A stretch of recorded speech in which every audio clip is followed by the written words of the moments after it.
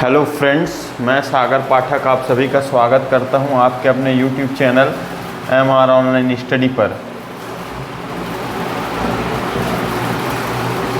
और आज हम पढ़ेंगे CGBSE के क्लास 9 सब्जेक्ट है साइंस, जिसका चैप्टर है 4, अध्याय है 4, जिसका नाम है गति मोशन, है ना। अध्याय 4 गति, ठीक है। इसके बारे में हम अध्ययन करेंगे। तो आइए देखते हैं।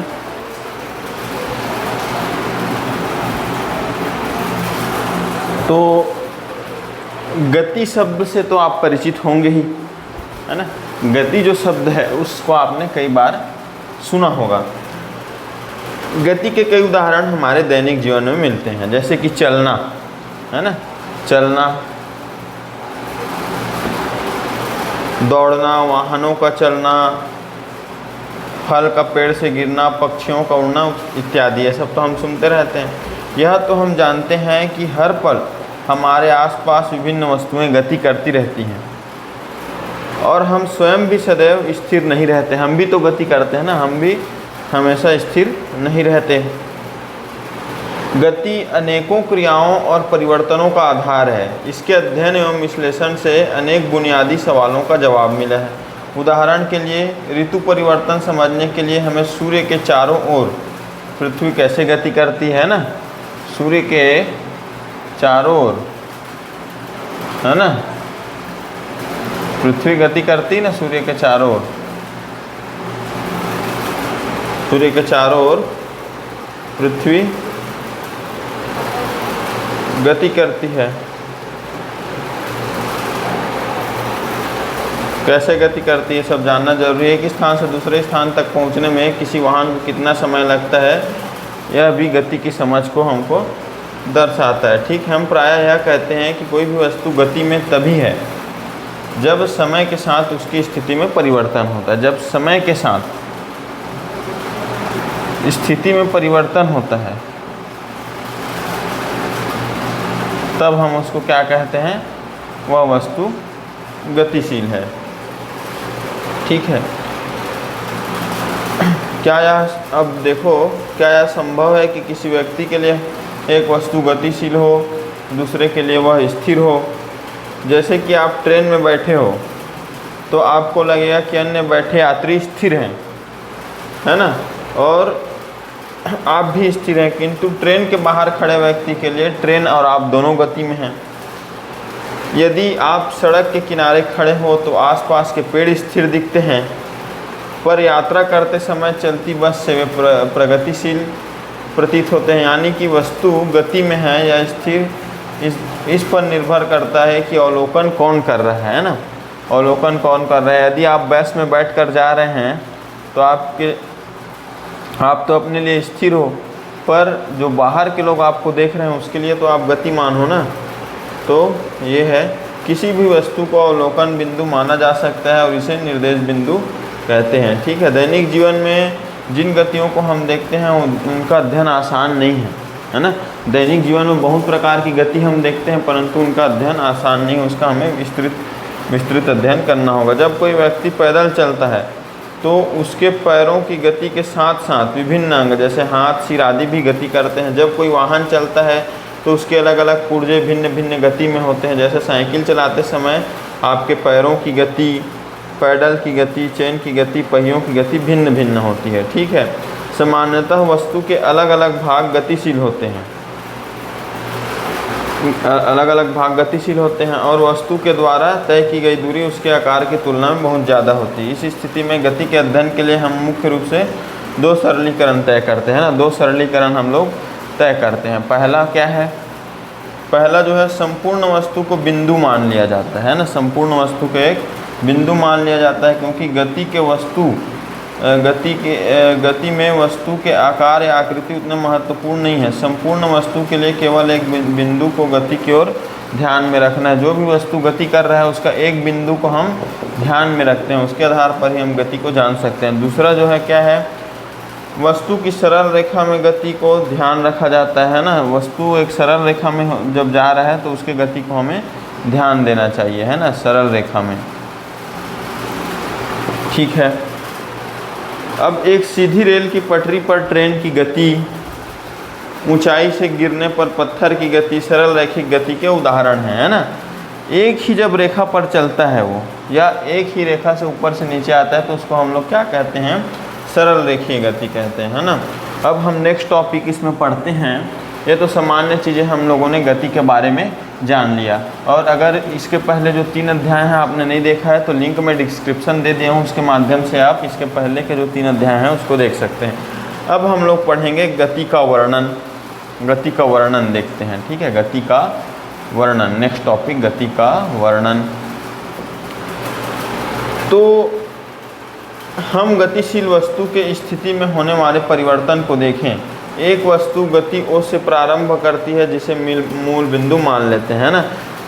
जहाँ से प्रारंभ करता है कोई गति करना, है ना, उसको हम लोग O मूल बिंदु मान लेते हैं। मूल बिंदु, मूल बिंदु जहाँ से वो गति प्रारंभ, यहाँ से चलना स्टार्ट करता है तो उसको मूल बिंदु माना जा सकता है। पहले वस्तु O से D, है ना, O से मान लो, इसको मैं बना लेता हूँ 1, 0, 5, है ना, 10, 15, मतलब ये दूरी है 20, इस प्रकार मैं बना लेता हूँ। ठीक है, और इसमें अलग अलग बिंदुओं का नाम रख देता हूँ। मान लो O से D में गया, यहाँ पर D है।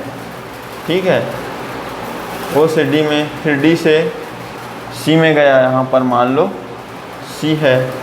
ठीक है, और उसके बाद और बना लेते हैं पथ।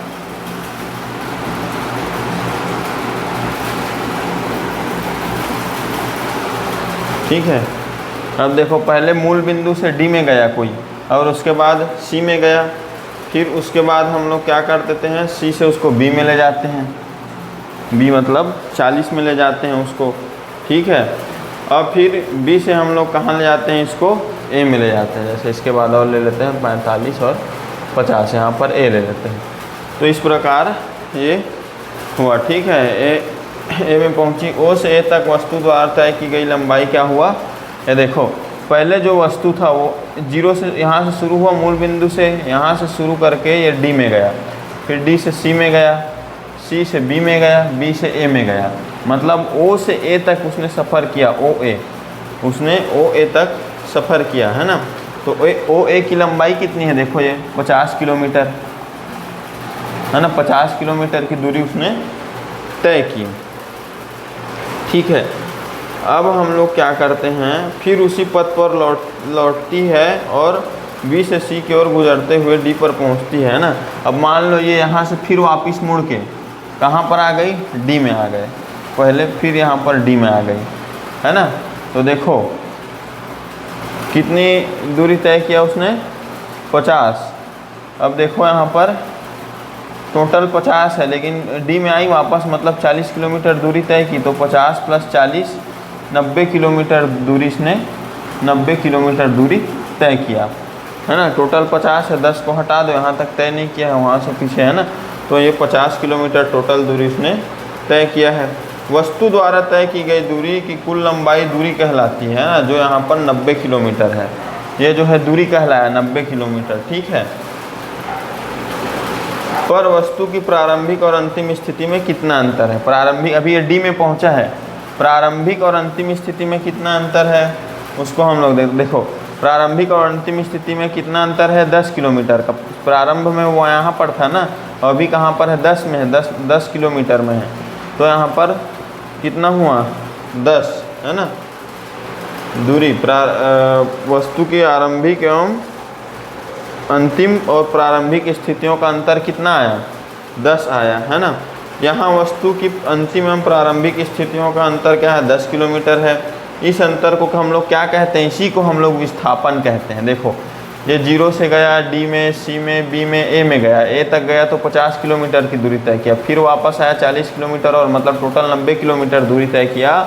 पर इस कितना दूर है, वो अपने प्रारंभिक स्थिति से 10 किलोमीटर दूर है। तो उसी को हम लोग क्या कहते हैं, प्रारंभिक और अंतिम स्थिति के बीच का अंतर कितना हुआ 10 किलोमीटर।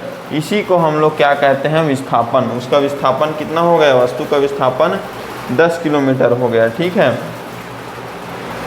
अब इसको विस्तार से और समझते हैं। किसी वस्तु के द्वारा तय की गई दूरी को व्यक्त करने के लिए हमें केवल अंकीय मान की आवश्यकता होती है, और ये राशि क्या कहलाता है, ये अदिश राशि कहलाता है। ठीक है, अदिश राशि कहलाती है। राशि का अंकीय मान उसका परिणाम होता है ना, ये उसका परिणाम है विस्थापन का।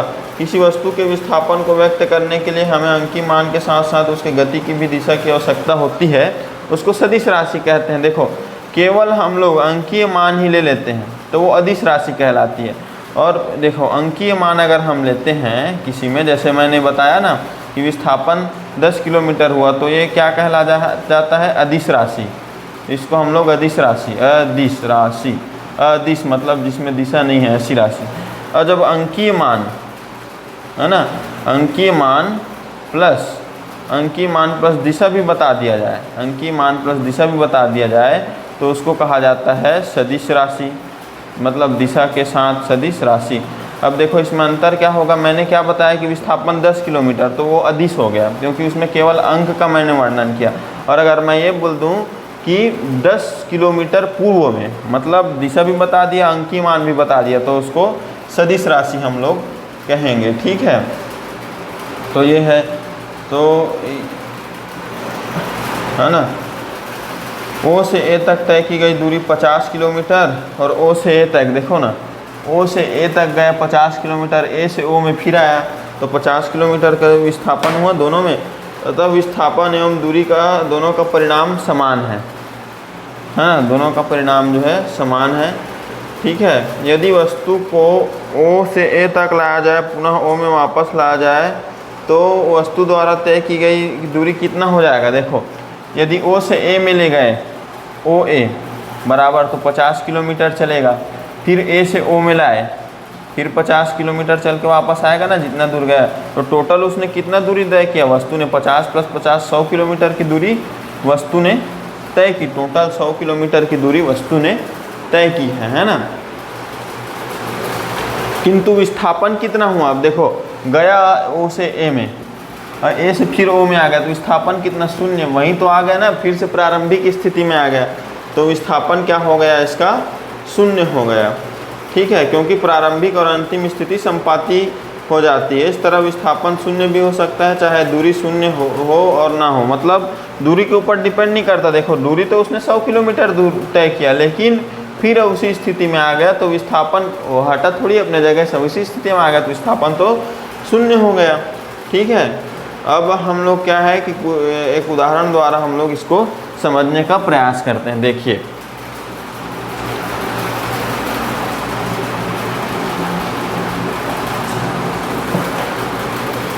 एक व्यक्ति पूर्व में 3 मीटर चलता है। एक व्यक्ति क्या करता है, मान लो पूर्व में 3 मीटर चलता है। ठीक है, ये देखो, एक व्यक्ति 3 किलोमीटर चला पूर्व में। ठीक है, ए से बी में गया, मान लो 3 किलोमीटर चला पूर्व दिशा में।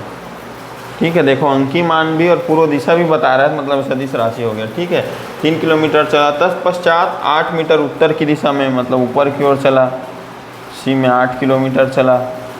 ठीक है, और फिर क्या हुआ, वह पुनः पश्चिम में 3 किलोमीटर चलता है ना, 3 मीटर फिर चलता है, 3 किलोमीटर फिर चलता है वो पश्चिम में, है ना।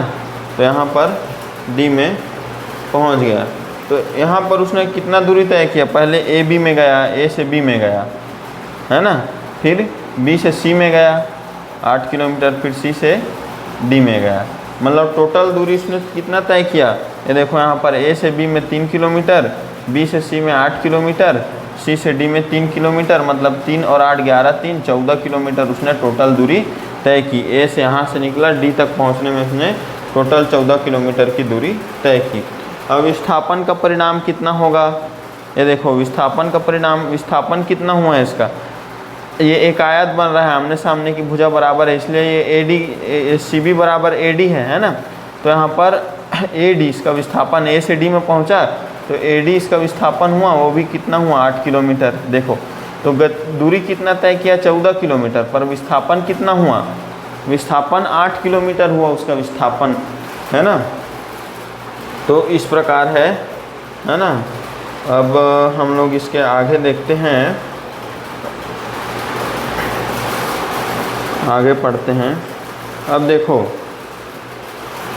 किसी दी गई निश्चित दूरी को तय करने में, जैसे कि एक तो हम लोग आगे इसको बनाते हैं, इसको मैं मिटा देता हूँ।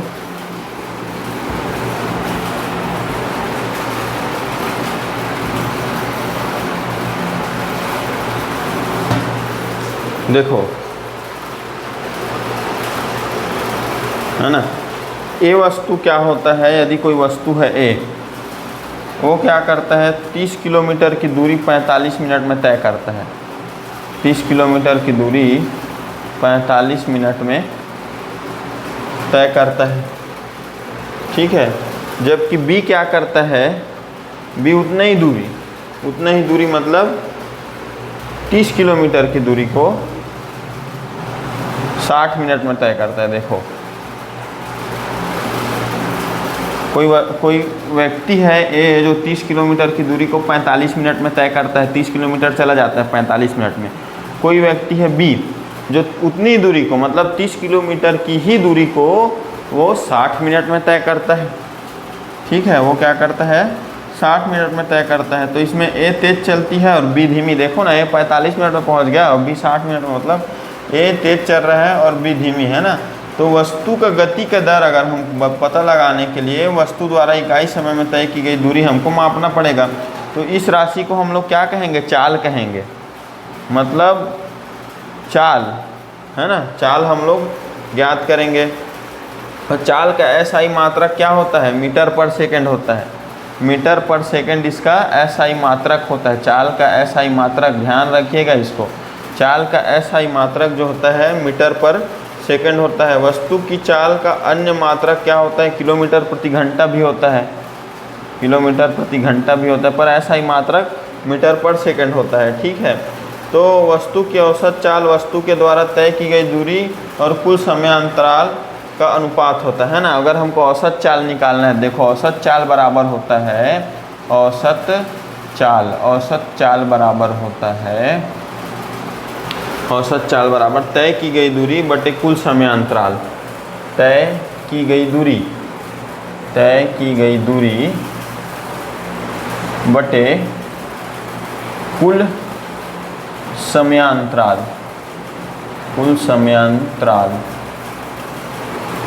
ठीक है। तो ये है औसत चाल होता है तय की गई दूरी बटे कुल समयांतराल, है ना।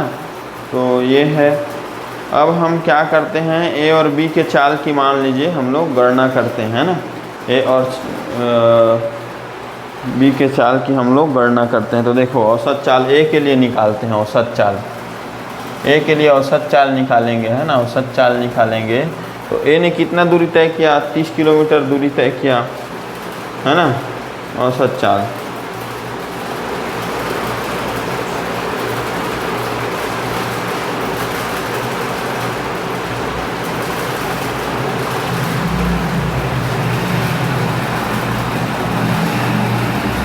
देखिए, जैसे ए के लिए हम लोग औसत चाल निकालेंगे तो ए ने कितना दूरी तय किया, तय की गई दूरी क्या है इसका 30 किलोमीटर बटे 45 मिनट। अगर इसको हम लोग 45 मिनट को घंटे में लिखें तो क्या होगा 45 बटे 60, है ना। घंटे में लिखेंगे तो 45 बटे 60, 60 से भाग दे देंगे, 1 घंटा बराबर 60 मिनट होता है ना।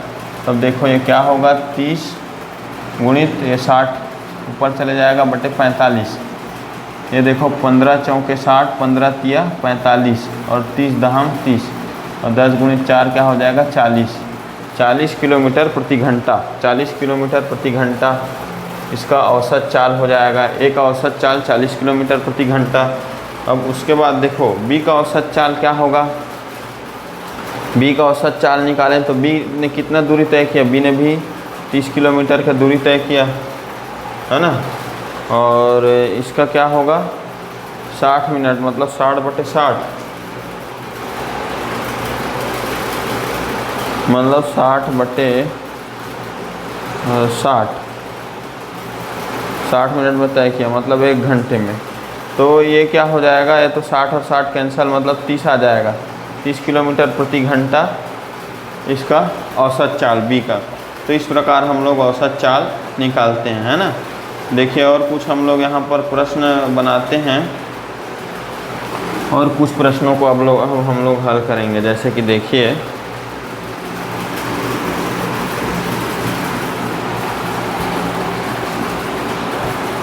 एक प्रश्न मैं ले लेता हूँ, उदाहरण एक ले लेता हूँ। क्या यदि एक कार 2 घंटे में, यदि एक कार 2 घंटे में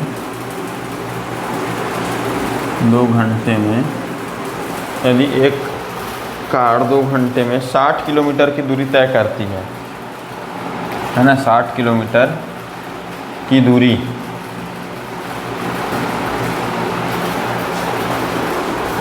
तय करती है, 60 किलोमीटर की दूरी तय करती है, 60 किलोमीटर की दूरी तय करती है, तो उसकी चाल, है ना, तो उसकी चाल हमको, औसत चाल हमको ज्ञात करना है। ठीक है, तो औसत चाल ज्ञात कीजिए। ठीक है, औसत चाल ज्ञात कीजिए। हमको इसका औसत चाल ज्ञात करना है। अगर कार 2 घंटे में 60 किलोमीटर की दूरी तय कर रहा है तो औसत चाल ज्ञात करेंगे। देखो इसको कैसे हल करेंगे। जैसे कि मैंने सूत्र पहले ही बताया, औसत चाल बराबर, अब देखो क्या क्या दिया गया है इसमें, कुल दूरी कितना दिया गया है। सबसे पहले तो कुल दूरी दिया गया है, कुल दूरी जो दिया गया है 60 किलोमीटर, है ना, 60 किलोमीटर लिख लेते हैं। और फिर उसके बाद समय कितना दिया गया है, 2 घंटा। देखो ना समय दिया गया है ना 2 घंटा, 2 आवर्स। ठीक है, तो जैसे मैंने सूत्र बताया था औसत चाल का, औसत चाल बराबर क्या होता है, जल्दी से कमेंट करके बताओ औसत चाल बराबर क्या होगा। अभी बताया ना थोड़ा देर पहले, औसत चाल बराबर होता है तय की गई दूरी बटे कुल समय अंतराल। तय की गई दूरी, तय की गई दूरी, है ना, तय की गई दूरी बटे कुल समयांतराल।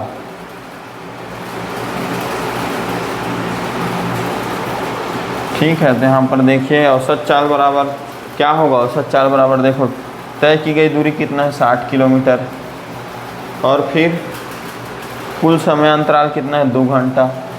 अब देखो 2 3 6 और 2 0 0, तो यहाँ पर 30, औसत चाल क्या हुआ, 30 किलोमीटर प्रति घंटा। यही आंसर है, 30 किलोमीटर प्रति घंटा, यही हमारा आंसर। इस प्रकार हम लोग औसत चाल यहाँ पर ज्ञात करते हैं। अब देखिए हम लोग और दूसरा उदाहरण देखते हैं। एक और उदाहरण, अगर आप इसको नोट करना चाहें तो वीडियो को रोक करके आप नोट कर सकते हैं। अब नेक्स्ट देखिए, और अगर आप हमारा ऑनलाइन क्लास ज्वाइन करना चाहते हैं तो डिस्क्रिप्शन में मैंने मोबाइल नंबर दे दिया है, जो कि पेटीएम नंबर भी है, यूपीआई नंबर, तो उसमें आप लोग कांटेक्ट कर सकते हैं हमारे ऑनलाइन क्लास के लिए। देखिए उदाहरण 2, उदाहरण दूसरा क्या है, एक वस्तु ए से बी, एक वस्तु ए से बी, एक वस्तु ए से बी 20 मीटर की दूरी, है ना, ए से बी मतलब 20 मीटर की दूरी जो है, 20 मीटर की दूरी 10 सेकंड में तय करती है, 10 सेकंड में तय करती है,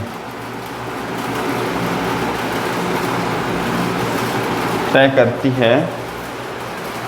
ठीक है, तथा बी से ए वापस आने में 6 सेकंड लेती है, तथा बी से ए वापस आने में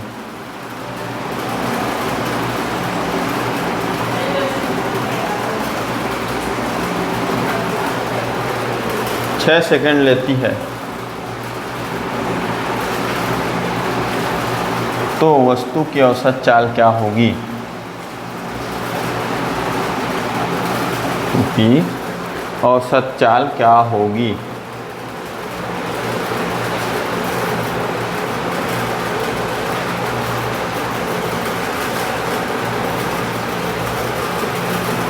औसत चाल, अब देखो इसको हम लोग हल करते हैं। सबसे पहले क्या बोला गया है, एक वस्तु ए से बी तक, कोई इस जगह है ए, वहाँ से वो चलता है, कहाँ तक चले जाता है, वो बी तक चले जाता है, और ए से बी के बीच की दूरी कितना दिया गया है, 20 मीटर। अब ए से बी तक जाने में उसको कितना समय लगता है, 10 सेकंड, ठीक है। और बी से ए वापस आने में उसको 6 सेकंड लगता है। तब हमको क्या करना है, उस वस्तु की औसत चाल हमको ज्ञात करना है, ठीक है। तो देखो फिर वही बात की औसत चाल बराबर क्या होता है, अभी इसके पहले फिर मैंने लिखा था औसत चाल बराबर क्या होता है, औसत चाल बराबर होता है कुल तय की गई दूरी या तय की गई कुल दूरी, तय की गई कुल दूरी, कुल दूरी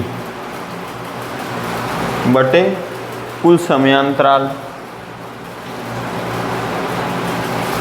समयांतराल, ठीक है। अब देखिए आगे, अब औसत चाल क्या होगा, तो फिर इसका तय की गई कुल दूरी, कुल दूरी कितना तय किया इन्होंने, सबसे पहले 20 मीटर ए से बी तक गए, प्लस फिर 20 ए तक, मतलब फिर 20 मीटर आए वापस, तो कुल दूरी 20 + 20 है ना। कुल समय इन्होंने कितना लिया है ना, देखो मीटर होगा ना, 20 + 20 मीटर। अब देखो जाने में 10 सेकंड लिए, प्लस आने में 6 सेकंड लिए, मतलब टोटल हो गया इतना है ना, 10 + 6 सेकंड, मतलब हुआ 20 + 20 40 मिनट, 40 मीटर दूरी तय किया, 10 + 6 16 सेकंड में तय किए। अब देखो इसको हम लोग देखते हैं कितना आता है इसका आंसर। 4 से कैंसिल किए, 4 × 40, 4 × 4 = 16, मतलब 10/4, मतलब क्या हो जाएगा, 4 दूने 8, 2 बचा, दशमलव लगाया, 20 हो गया, 4 × 5 = 10, मतलब 2 × 5 = 10, 2.5 मीटर पर सेकंड इसका आंसर आ गया। औसत चाल क्या होगा, 2.5 मीटर पर सेकंड वस्तु की चाल हो गया, ठीक है, औसत चाल। अब हम लोग नया टॉपिक एक लेते हैं, कौन सा, वेग। अब हम लोग आगे पढ़ेंगे वेग के बारे में, ठीक। अब आगे देखते हैं वेग, हमने चाल के बारे में पढ़ा है ना, अब हम लोग देखते हैं वेग। तो आपको अगर नोट करना होता है तो आप वीडियो रोक करके नोट कर सकते हैं। अब हम लोग नेक्स्ट देखते हैं, डेली ये जो है क्लास सुबह 8 बजे होती है ना, आप डेली ज्वाइन कीजिए और हमारे ऑनलाइन क्लास ज्वाइन कर सकते हैं। अब देखिए नया टॉपिक हम लोग देखते हैं वेग। अब देखिए वेग, वेग क्या होता है, हम वस्तु की चाल के साथ साथ उसकी दिशा को भी व्यक्त कर सकते हैं। कोई वस्तु कोई पॉइंट से गया, मान लो ए से बी में गया, तो ये भी तो बता सकते हैं ना, ये तो दूरी बता ही सकते हैं हम लोग कि उसका चाल तो बता ही सकते हैं, चाल निकालना हम लोग सीख गए ना, अभी औसत चाल निकाले तो चाल तो बता ही सकते हैं। उसके साथ साथ ये भी बता सकते हैं कि वो किस दिशा में गया, पूर्व पश्चिम उत्तर दक्षिण किस दिशा में गया, उसको भी हम लोग बता सकते हैं। वस्तु द्वारा एक निश्चित दिशा में इकाई समय में तय की गई दूरी को औसत वेग कहते हैं। वस्तु द्वारा, वस्तु द्वारा क्या, इसका परिभाषा क्या है, वस्तु द्वारा एक निश्चित समय में इकाई समय में है ना, एक वस्तु द्वारा एक निश्चित दिशा में, निश्चित दिशा में प्लस इकाई समय में तय की गई दूरी को, इकाई समय में, इकाई समय में तय की गई दूरी क्या होता है, औसत वेग होता है। औसत वेग की परिभाषा क्या है, किसी वस्तु द्वारा निश्चित दिशा में इकाई समय में तय की गई दूरी को औसत वेग कहते हैं, ठीक है। तो ये है वेग, वस्तु की चाल गति की दिशा या दोनों में परिवर्तन के साथ परिवर्तित होती है। अब देखो वस्तु का औसत वेग हम लोग क्या कैसे निकालते हैं, वस्तु का औसत वेग। अब सूत्र देखो, वस्तु का औसत वेग, वस्तु का औसत वेग क्या होता है। देखिए जैसे औसत चाल पढ़े ना, कुल दूरी बटे कुल समयांतराल, तो वैसे ही वस्तु का औसत वेग क्या होता है, कुल विस्थापन है ना, उसमें क्या था, कुल दूरी था, कुल विस्थापन बटे कुल समयांतराल, कुल समयांतराल। ठीक है, तो ये जो होता है हमारा वस्तु का औसत वेग, कुल विस्थापन बटे कुल समयांतराल। ठीक है, तो ये है सदिश राशि है, सदिश राशि है वेग, एक सदिश राशि, क्योंकि भाई सदिश मतलब दिशा के साथ, इसमें दिशा भी होता है और एक निश्चित समय मतलब एक अंकीय मान भी होता है, इसलिए ये सदिश राशि है। ठीक है, और वेग का मात्रक क्या होता है, चाल के समान होता है, मतलब हम लोग पढ़े ना, जो चाल के समान मतलब मीटर पर सेकेंड, किलोमीटर पर घंटा, ये जो है इसका भी होता है ना। तो अब देखिए एक उदाहरण हम लोग हल करते हैं जिसमें हम लोग औसत चाल और औसत वेग दोनों ज्ञात करेंगे।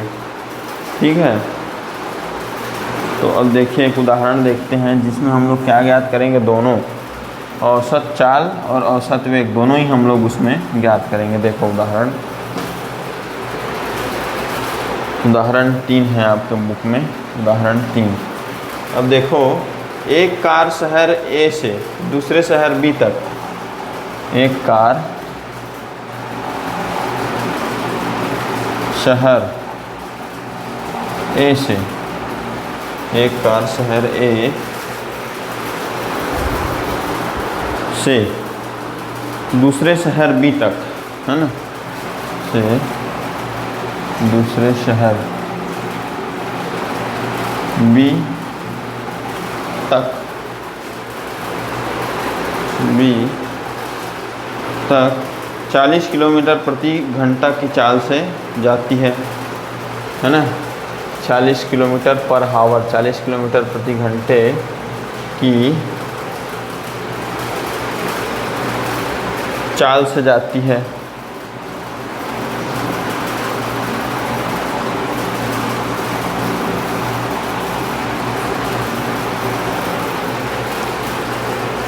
तथा वही कार, है ना, वही कार तथा वही कार 60 किलोमीटर प्रति घंटा की चाल से वापस आती है, 60 किलोमीटर पर हावर की चाल से वापस आती है।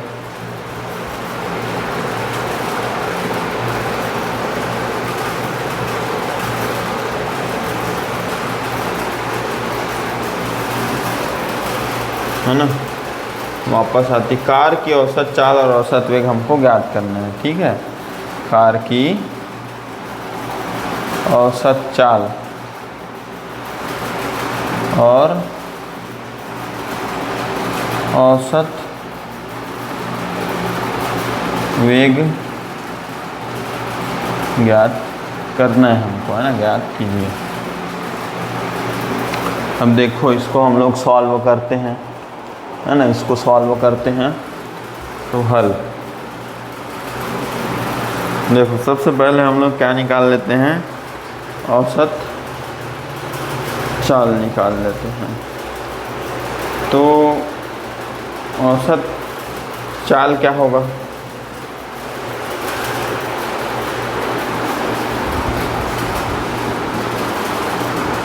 तो चलिए अब हम लोग इसका औसत चाल निकालते हैं ना।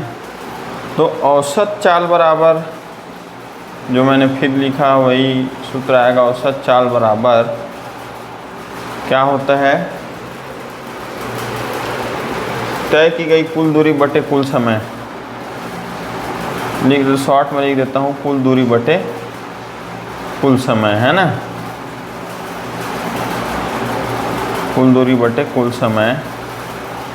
औसत चाल होता है। अब कुल दूरी कितना हुआ, मान लो ये क्या बोल रहे हैं यहाँ पर, एक कार शहर ए से शहर बी, मान लेते हैं ये शहर ए है और यहाँ से कार कहाँ गया, शहर बी में गया, और किस रफ्तार में गया, 40 किलोमीटर प्रति घंटे की चाल से गया, 40 किलोमीटर प्रति घंटे 40 किलोमीटर पर आवर की चाल से गया, 60 किलोमीटर पर आवर की चाल से वापस आ गया, 60 किलोमीटर प्रति घंटे की चाल से वापस आ गया। तो कार का औसत चाल, अब देखो ये तो ठीक है 40 किलोमीटर प्रति घंटा, पर कुल दूरी हम कैसे निकालेंगे, दूरी तो हमको बताया ही नहीं। मान लेते हैं ए से बी के बीच की दूरी x है, ठीक है, तो देखो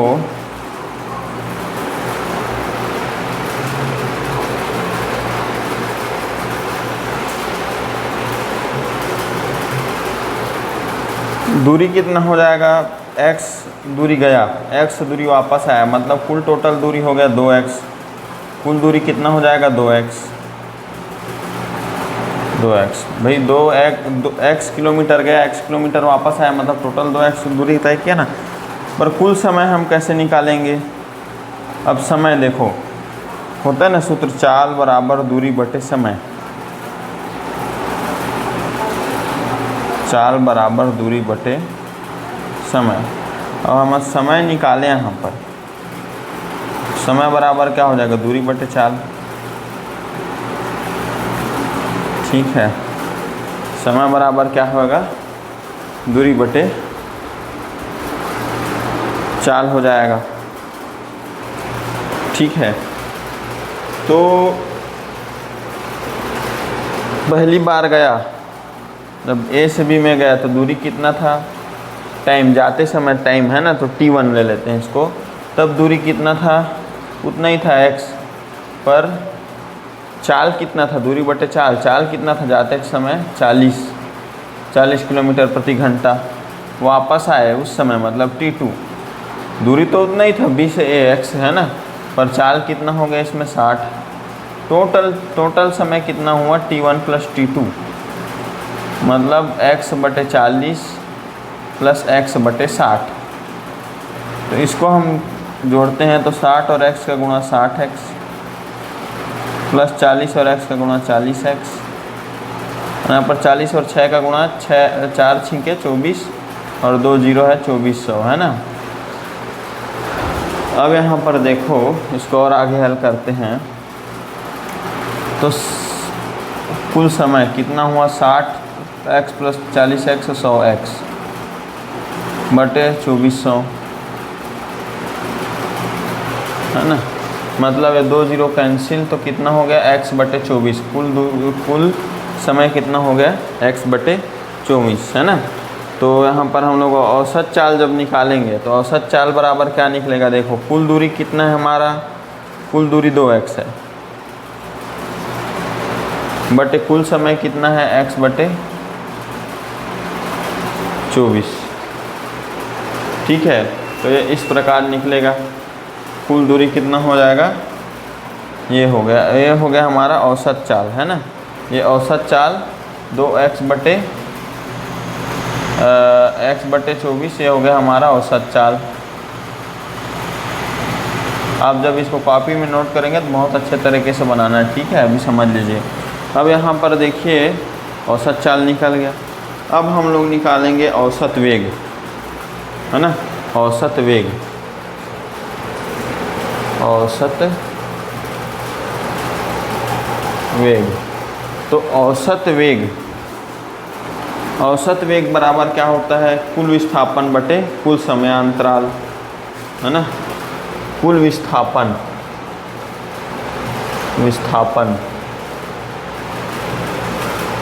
बटे कुल समयांतराल,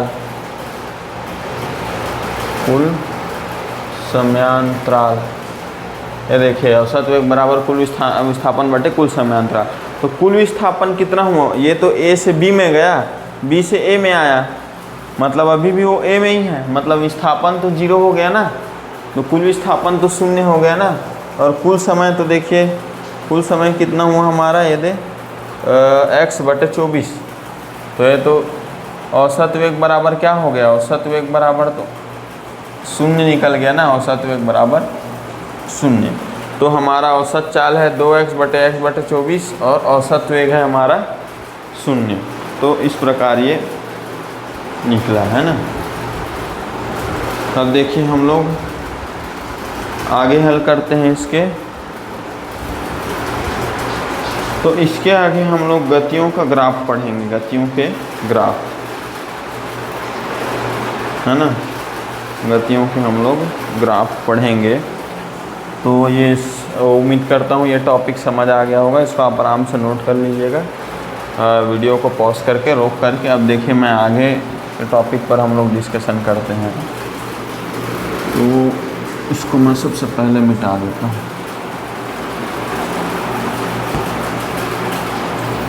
चलिए आगे देखते हैं। तो आगे है नेक्स्ट टॉपिक जो है गतियों के ग्राफ।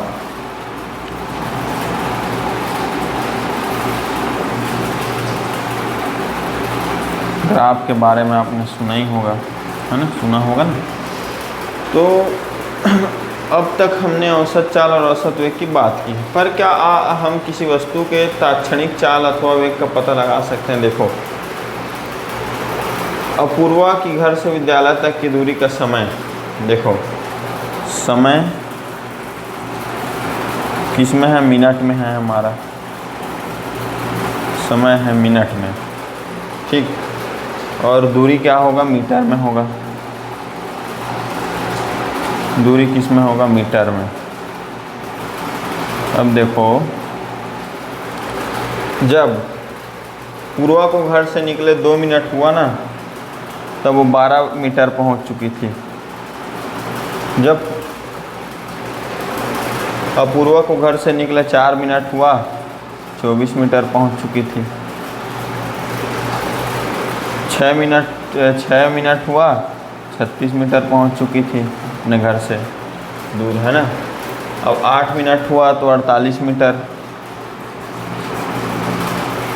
उसी तरह आगे 10 मिनट हुआ, 60 मीटर दूर पहुंच चुकी थी अपने घर से अपूर्वा। अपूर्वा को जब 12 मिनट हुआ तब वो 72 मीटर आगे अपने घर से पहुंच चुकी थी, है ना, घर से विद्यालय जाने निकली थी। तो इसमें सिंपल सा कुछ भी नहीं है।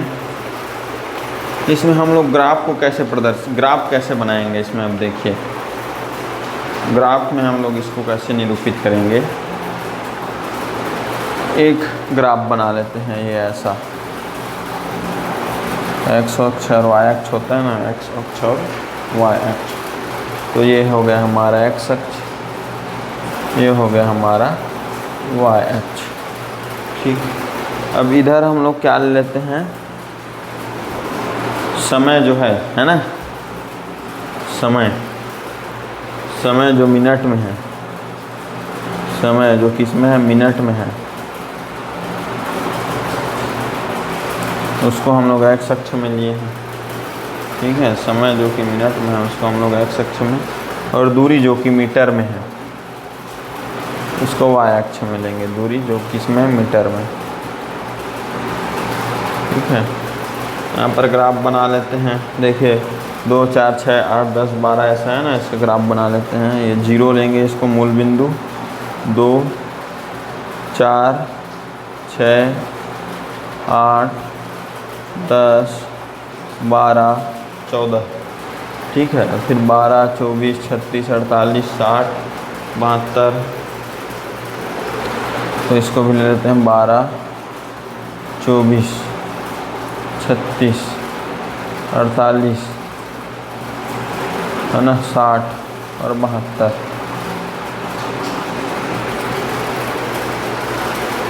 ठीक। अब देखो,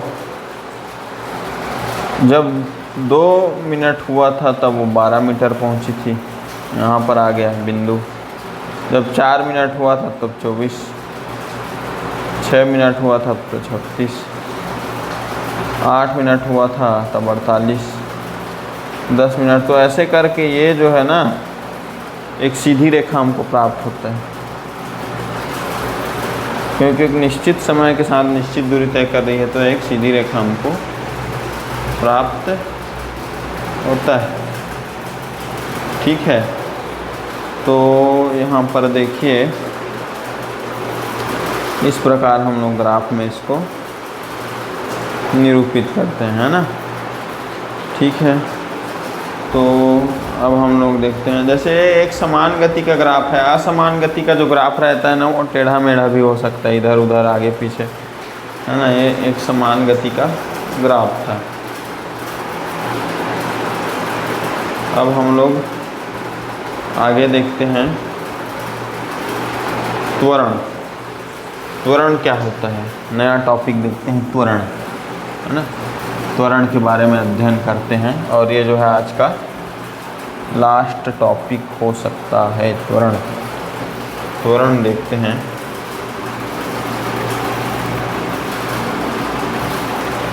त्वरण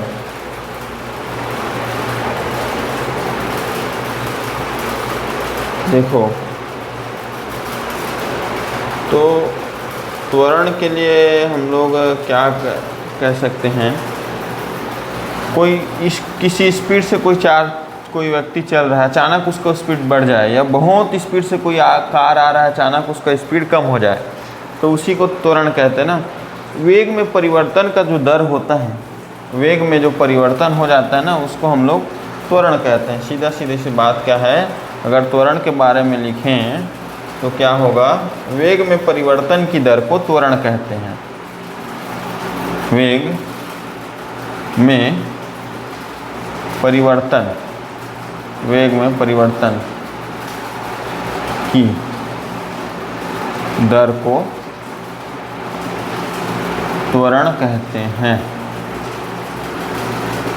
मतलब देखो, एकदम स्लो चल रहा है, कोई एकदम स्पीड हो गया, मतलब, और कोई स्पीड है एकदम स्लो हो गया, तो किस वेग से, मतलब किस दर से, कितने समय में कितना परिवर्तन हुआ, उसको त्वरण कहते हैं। मतलब 2 मिनट में मान लो कोई क्या 10 बाइक चला रहा है, वो 10 की स्पीड में, 40 की स्पीड में चला रहा है, पर 10 मिनट में उसका स्पीड क्या हो गया, 80।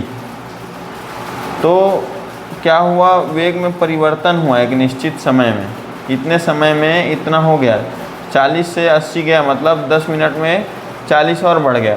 तो वही है, वेग में परिवर्तन का जो दर होता है ना, उसको हम लोग त्वरण कहते हैं। और त्वरण को अगर हम लोग को त्वरण को निकालना है, डिफाइन करना है, तो त्वरण के लिए सूत्र क्या होता है, त्वरण बराबर वेग में परिवर्तन बटे समय अंतराल। वेग में परिवर्तन मतलब कितने से कितना हो गया वेग, बटे समय अंतराल, मतलब कितने समय में हुआ वो समय अंतराल। तो ये होता है त्वरण। इस प्रकार हम लोग त्वरण को निकाल सकते हैं। त्वरण को ना संकेत ए से प्रदर्शित करते हैं, स्मॉल ए से। ठीक है, और मैं आपको बता दूं, इसका एसआई मात्रक जो होता है ना, एसआई मात्रक होता है मीटर पर सेकंड स्क्वायर। मीटर पर सेकंड स्क्वायर इसका एसआई मात्रक होता है ना। और यदि त्वरण जो है वेग की दिशा में होता है ना, तो धनात्मक लिया जाता है। और वेग के मतलब जैसे इधर कोई व्यक्ति जा रहा है, उसी दिशा में बढ़ा या घटा, तो उसको त्वरण को धनात्मक लिया जाता है। और उस दिशा में जा रहा है, उल्टे दिशा में वापस आ गया, तो त्वरण को जो है विपरीत दिशा में ऋणात्मक लिया जाता है। तो इस प्रकार जो है त्वरण होता है ना। और आगे जो है हम कल पढ़ेंगे नेक्स्ट टॉपिक। ये जो था हमारा पार्ट 1 है ना, पार्ट 1 में हम लोग त्वरण तक पढ़ पाए। कल पार्ट 2 सुबह 8 बजे ज़रूर देखिएगा, देखना ना भूलें, डेली आपका क्लास होता है। कल पार्ट 2 में हम लोग पढ़ेंगे कल का जो मोस्ट इम्पॉर्टेंट टॉपिक गति के समीकरण। कल हम लोग पढ़ने जा रहे हैं गति के समीकरण, कल हम लोग पढ़ेंगे गति के समीकरण, कल हम लोग पढ़ेंगे। ओके, अब देखिए, यदि आप हमारे ऑनलाइन क्लास ज्वाइन करना चाहते हैं, है ना, तो इस नंबर पर संपर्क करें 7974349536। और इसमें जो है गूगल पे, पेटीएम, फ़ोनपे सभी चलता है। यूपीआई के द्वारा आप पेड प्रमोशन भी कर सकते हैं इसमें, है ना। तो और हमारे यूट्यूब चैनल जो है हमारा ऑनलाइन स्टडी को ज़रूर सब्सक्राइब करें। यदि आप 9वीं कक्षा में हैं तो डेली आपके लिए, क्योंकि जब हम लोग वीडियो डालेंगे डेली तो आपको नोटिफिकेशन पहले से ही पहुंच जाएगा, ताकि आप डेली ऑनलाइन क्लास समय से ज्वाइन कर लें। इसके लिए सब्सक्राइब कर दें और बेल आइकन भी दबा दीजिएगा, ताकि आपके पास नोटिफिकेशन समय से पहुंच जाए। तो वीडियो देखने के लिए धन्यवाद दोस्तों, मिलते हैं कल सुबह 8 बजे।